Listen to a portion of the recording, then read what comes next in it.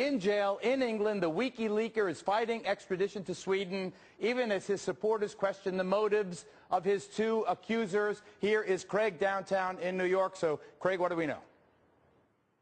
Well, Geraldo, for years Sweden has had a reputation as being the most sexually liberated country in the world.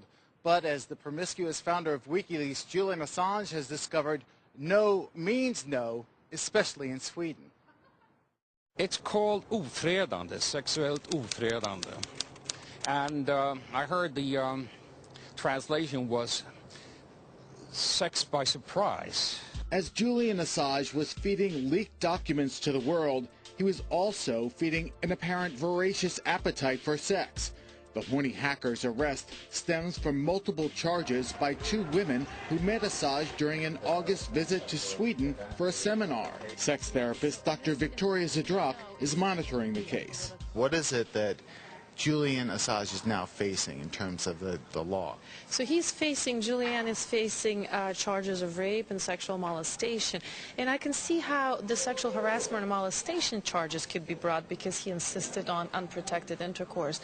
Court documents refer to the accusers as Miss A and Miss W. Miss A claims she was the victim of, quote, unlawful coercion on the 14th of August, and that she was, quote, deliberately molested 4 days later. Miss W said Assange had sex with her as she slept without a condom. There was a sense of jealousy, a sense of, I'm just one of many had used that way. And also a way of getting back to, at a man like that who objectifies and uses women. Miss A is an attractive 20-something who works for the organization that arranged the seminar and let Assange stay in her one-bedroom flat during his visit.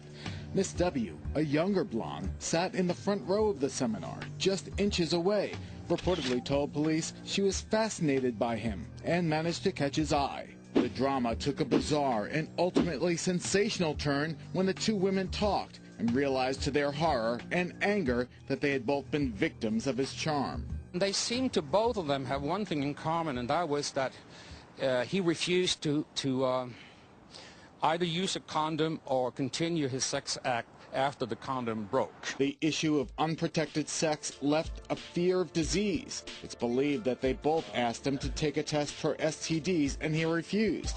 Miss W was especially anxious about the possibility of HIV and pregnancy. Now, Julian's lawyer has stated that this is some kind of a CIA operative plot where these girls set up this honeypot sting operation. I think this was a personal revenge. A revenge because perhaps this woman had some sort of romantic feelings or was interested in Julian and found out he was a womanizer. Craig and Kimberly downtown. Craig, is there a notion that this was a CIA plot? I don't think it's a CIA plot. I think the CIA is very happy that this happened, though. These women came at the right time, and now, Assange is sitting in jail, and they know exactly where he is, and he can't run. Okay, Kimberly, you stand by, too. Let's go to reporter Ann Pandolfi in Sweden with more on the fate of Julian Assange. Thank you very much for being with us. So he came to your station. What was his the impression that he left on the women at your station there in Stockholm? Well, thank you for having me, first of all. He came to the station to be a part of the morning news show. And after the news show was over with, he was being interviewed by a colleague of mine for a news segment later on that day. And after the interview was over, he asked her out on a date. And so is it your impression that the guy's a hustler, that he's a womanizer, or do you think that he is a predator and a sex criminal? Well, it's very difficult to say at this stage, I think, but he's certainly looking for company. He's certainly looking for female company, that's for sure. And is there a sense that the accusers have credibility? One apparently worked with Cuban exiles, and there's the story around this, he's a CIA operative.